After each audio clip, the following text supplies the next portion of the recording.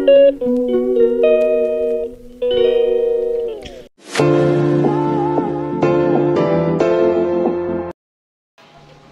guys, good morning. Ayan. Ngayon po guys ay 4:30 na, oras na po para mag-start yung misa sa amin. So ayun guys, nagbabagting na. Tayo po ay magsisimba. Ayan. Malapit lang kasi kami sa simbahan. Tapos, yan, today po ay palaspas. At ito po yung aking palaspas, guys. Yan. Ako po ay magmamas kasi naubo ako.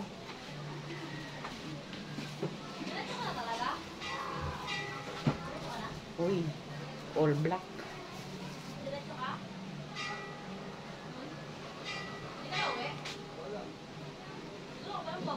Naubo kasi ako, kaya ako'y magmamas. Yan, wala pa naman, bali 4:10 pa lang, 4:30 pa yung start. Ayan. So, doon na kaya ako magmas, oy.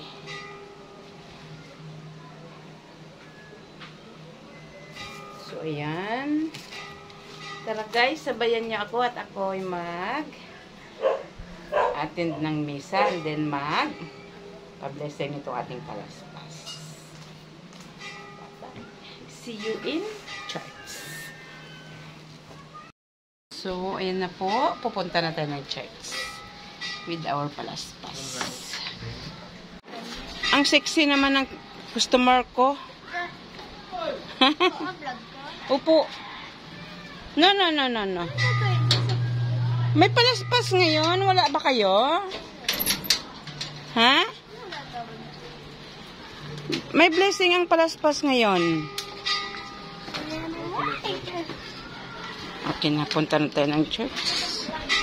Ay, bablog ko yung mukha mo. Ayaw niya maniwala nga naka-vlog siya. So, ayan. Nandito na tayo sa church. Ang dami tao.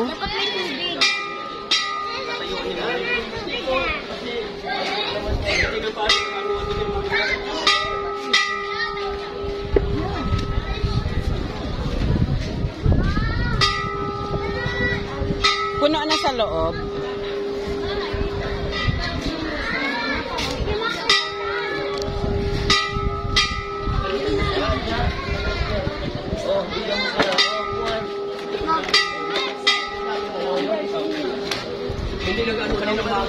Ha? Sa Katsalyan? Hoy. Ha? Yan.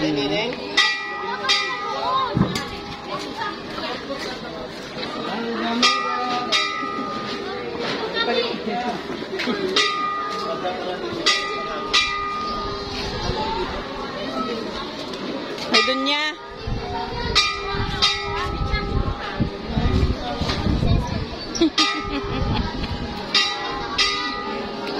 Harap sa camera.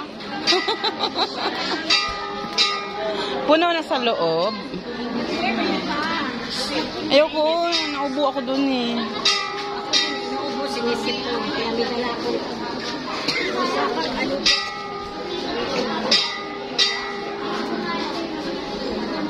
Daming mga palaspas.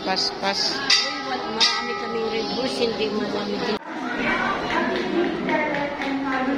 Dami ng ano. Dami. Puno. Kawakan. Hindi, pag linggo, kahit walang palaspas, puno na yan din sa loob. Oo. Hindi kami maliit kasi ako. Hindi ko maiwala. Ayan o, padami pa. Yan ang nagawa.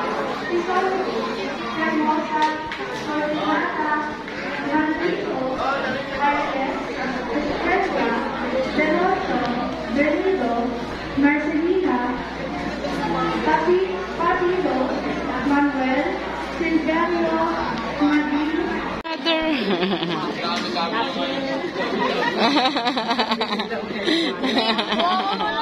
Ang dami dami-dami daw. Ang dami-dami daw. Natuwa si Father.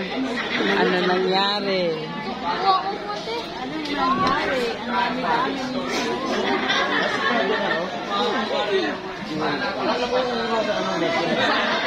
Ito pa atang April? Oo, April pa siya malipat ng ano. Sabi nga niya, sana palaspas na lang daw palagi. Yan. Ano na yan ng Pilipino kagawian? Pupunta lang sa simbahan pag ano. Alam na. O si Chinchin tumayo pa talaga. Doon ka sa upuan mo, kukunin mo upuan mo. Dapat wala kang kayo, bibisig na lang ang pawin.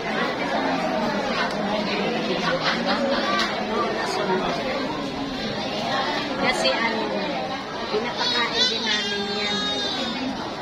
Yun nga lang, pag hindi niya kilala, binubunod ka na yung soft. Rose, tayo nawa ay makahati niya sa kaniyang pananaig sa kamatayan at kanyang bagong buhay. Manalangin tayo. Taas na yung malaspas niyo. Malaspas. Ama naming mapangyarihan, ang mga palaspas na ito ay iyong pagpalain.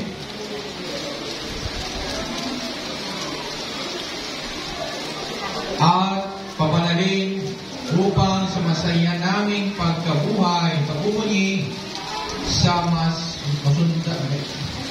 sa Mesiyas na aming Hari. Siya aming masundan sa pamamagitan niya ay aming sapitin ang hindi magmamaliw sa lungsod ng Jerusalem, kanyang pinagarihan kasama mo at ang Espiritu Santo pagpasa sa walang hanggan. Amen. Unang-una pag naglalakad kayo, huwag niyang pas sa mukha ko yan.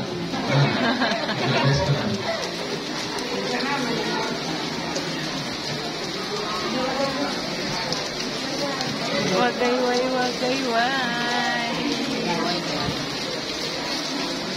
Mahulog mo. Hindi yan.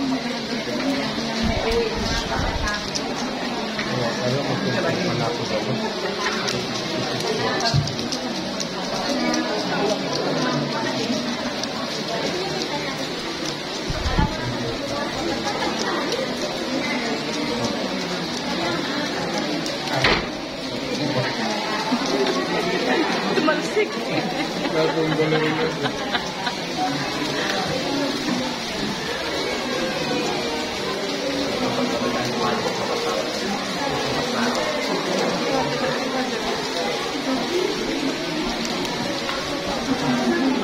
Hindi maabot. Kaya na yan ay saglit lang.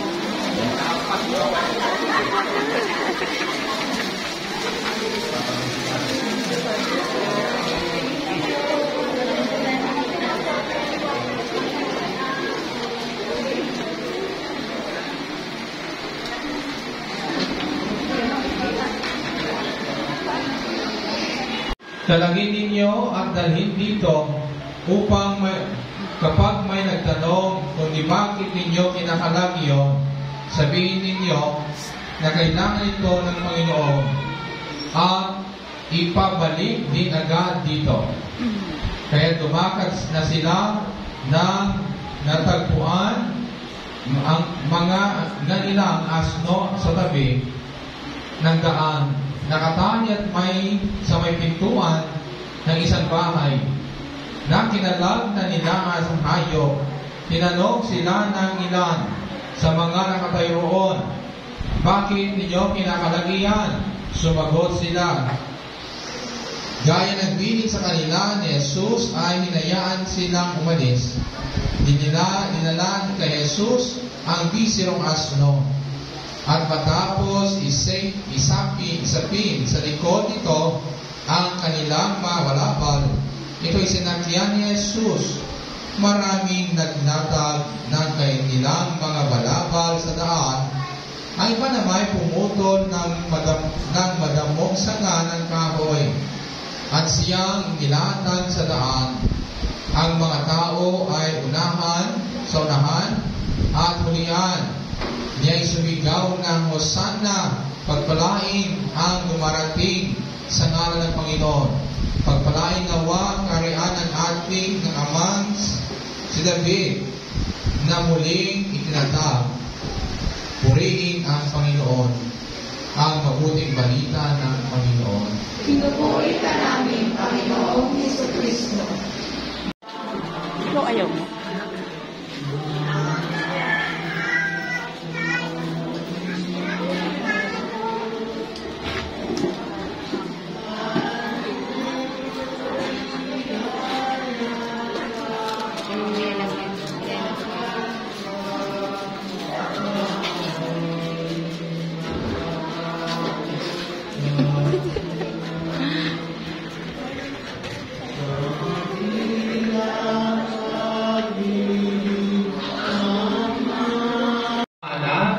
Espiritu Santo. Amen. Kapos ng misa, taglay ninyo ang kapayapaan ni Kristo. Salamat sa Diyos. Pagkakas nyo ng paspasan, dali nyo na dito. Mga late daw na sa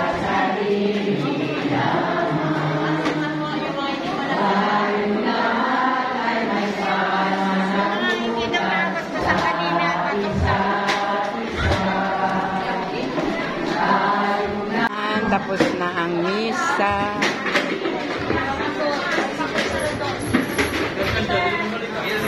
Ligpit na, ligpit.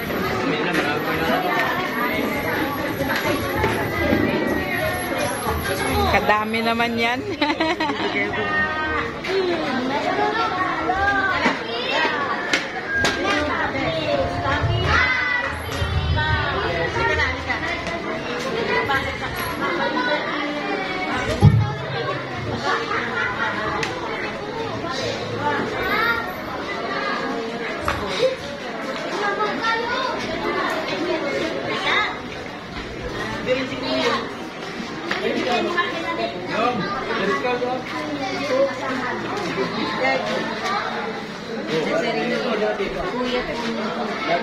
Ayan guys, tapos na ang misa. Tayo ay uuwi na.